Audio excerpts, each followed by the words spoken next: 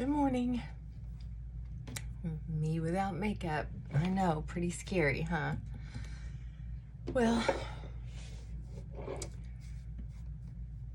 good morning. I hope all is well in your world. So, what are we going to talk about today? Well, we could talk about what it means to get older. I certainly didn't have all these scars when I was younger. They didn't show.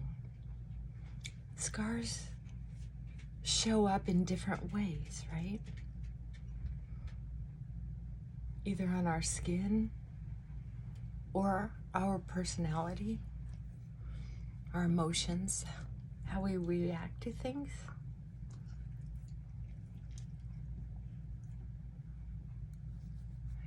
It shows up in how healthy we are or not. Sometimes. And sometimes it shows up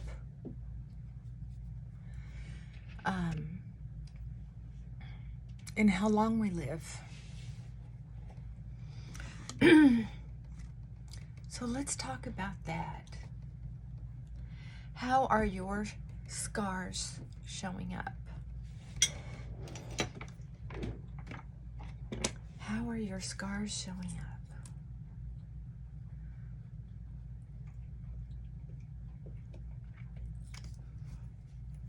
up? Well, I can tell you this. For me,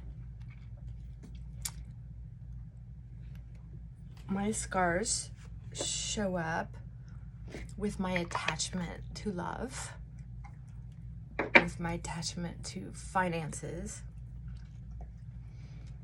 with my with my skin from all the hard riding and weather and acne and stress. That's how mine shows up. And now probably longevity. Turns out I have some DNA, genetically speaking, right? Heart issues. A lot of my family has experienced some signs, symptoms, or effects of heart issues. So weirdly, all within the same year, we've all experienced something. And so when we talk about scars, you know, sometimes they're genetic, which is too bad. But that's not the kind of scars I'm talking about right now. We'll talk about health, physical health. We'll talk about more of that another time. But right now, it's about emotional scars. And what's too bad is that when we're young, we really don't take dying seriously most of the time, unless we're thinking about suicidal ideation, you know.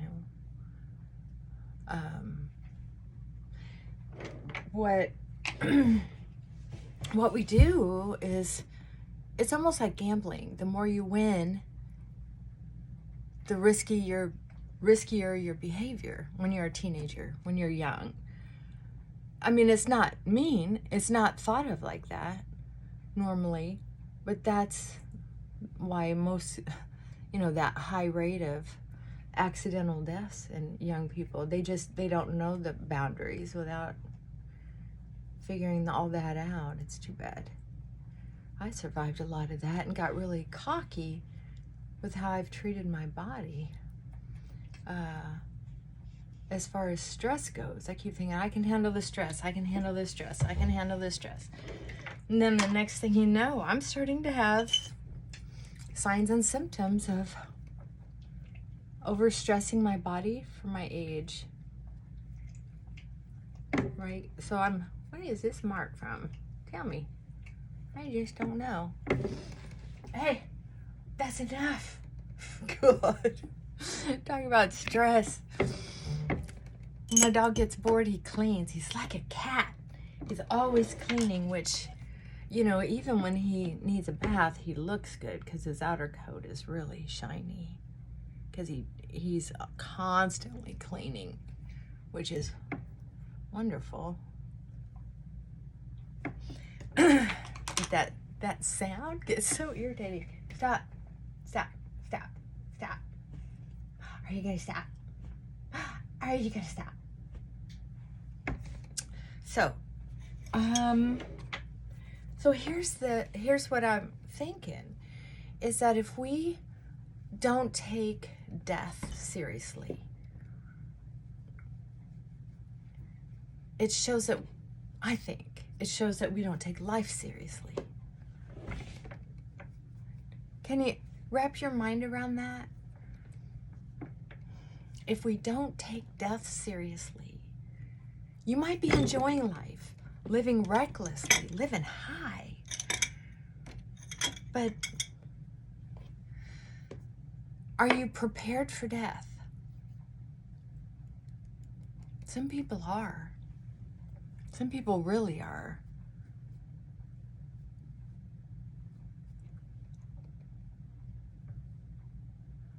Some people say they are, to justify a reckless life.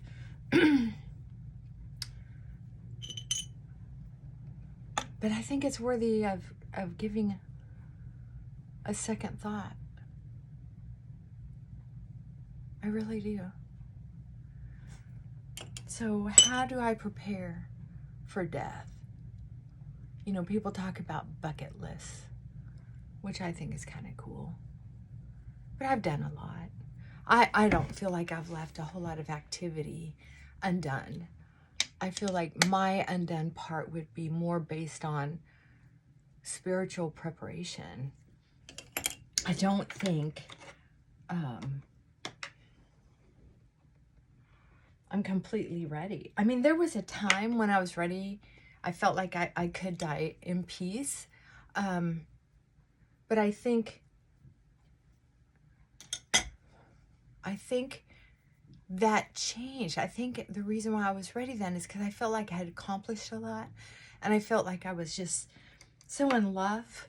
It was such a beautiful stage in my life to pass peacefully and beautifully and gracefully, you know.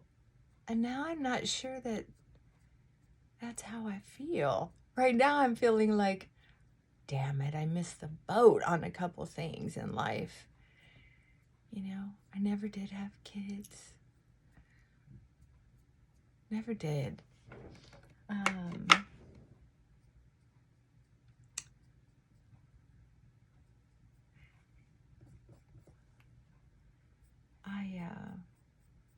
You know, I'm not in a position to have that sweet, comforting, yummy, younger type of passion anymore, right? When I was young, I wasn't attracted to the nice guys. Not at all. Especially if they had any kind of problems. I would do it for a little while because they were so nice, and then I would get bored. My childhood trauma, my youth trauma, really showed up in that way. It's too bad because man, I've had some wonderful companions, partners in my life. Jeez.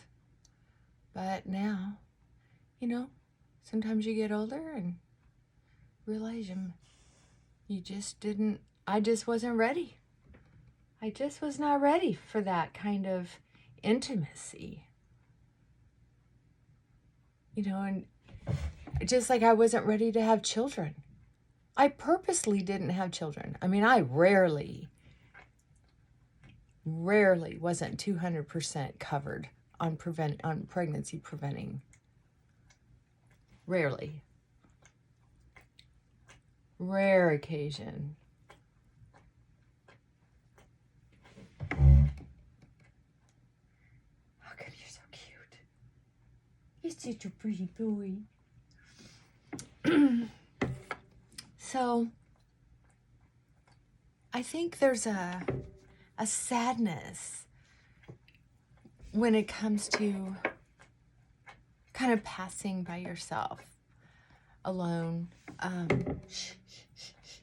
Come on, quit. Quit, honey. Relax, lay down. I'll have to get you another stuffed animal. So I don't know, something to think about. But one of the things that broke my heart the most, that made me ache, was during the lockdowns when they weren't allowing families into hospitals when people were dying.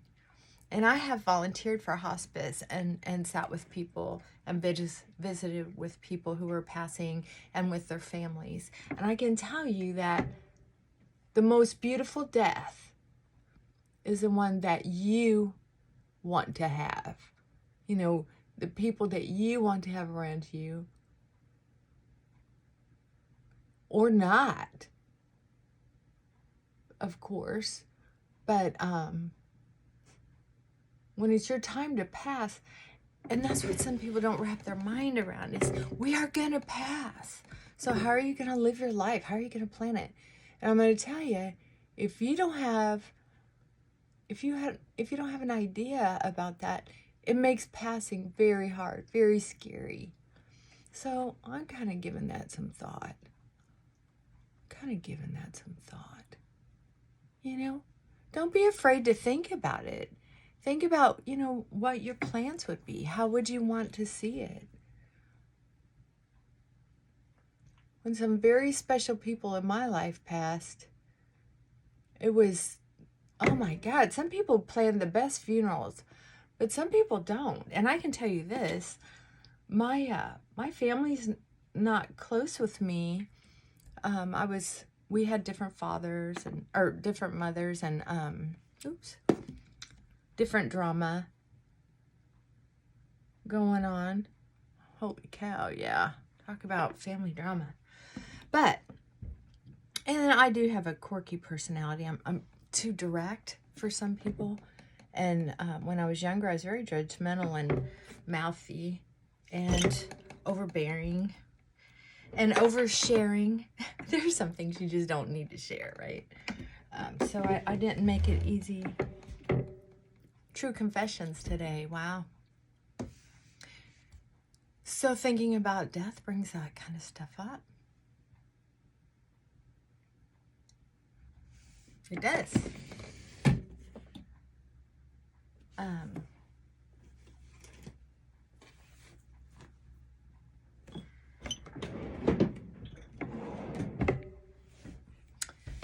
So I have to go do something with my hair and get on with the rest of my day. It happens to be Saturday, so I am going to lunch with a friend. We're going to go do some shopping therapy. And then I'm going to come home and catch up on some paperwork. Oh my gosh. So tomorrow I can lounge on the sofa and watch feel-good movies. That's what I like to do one day a week. Stay in my loungers and lounge and watch feel-good movies. Because my work week is so stressful as it is, that's sort of a decompression time, mini vacation. Also, I think I'm going to force myself, because I'm so lazy in this area, and maybe it's just avoidance because it's a tough subject with what I have to work with. It's kind of like someone saying, go in the kitchen and throw together a meal with these ingredients. So with the ingredients that I have to plan a good death and to plan how to say goodbye, I'm not quite sure that you can really make a great meal out of the ingredients that I have, but obviously it can be good enough. I mean, because one way or another, we're gonna exit this world. So it's time to look at that. So this may have sounded a little scattered, but I think that's how our brain usually wraps around death anyway. And some people make it sound so, like when you talk to funeral directors, when they're talking to you about setting up your funeral, they make it sound so organized and simple, and oh, they can be so wonderful and supportive through the death process, through the funeral arrangements with your loved ones, things like that.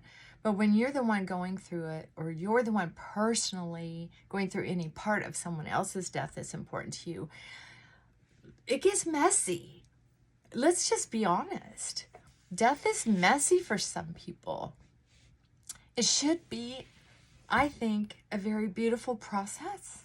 It should be such a beautiful, natural process. But oh my gosh, most of the people I've known not all, but most people are terrified of it, angry at it. And I find that the people who resist it the most have been programmed to fight death, to fear it, and or it's because they haven't yet lived, right? Haven't yet lived. So that's, if you need a bucket list, go ahead. If you need to do something different with your life to prove to yourself that you lived in this vessel at this time on this planet, have you lived? And if you're going to die in your sleep tonight, or next week, or next month, or next year, what do you wish you could have done, or would have done, should have done? Right? So, we might talk about this some more another time. I think for me, more than anything, it's about my spiritual condition, acceptance, and love.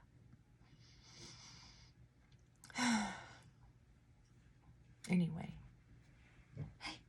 hi. Have a good day and live it. Live it. Okay. Bye for now.